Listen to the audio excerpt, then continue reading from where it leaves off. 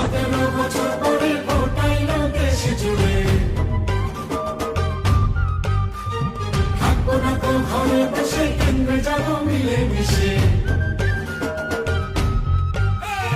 vote দিব কিসে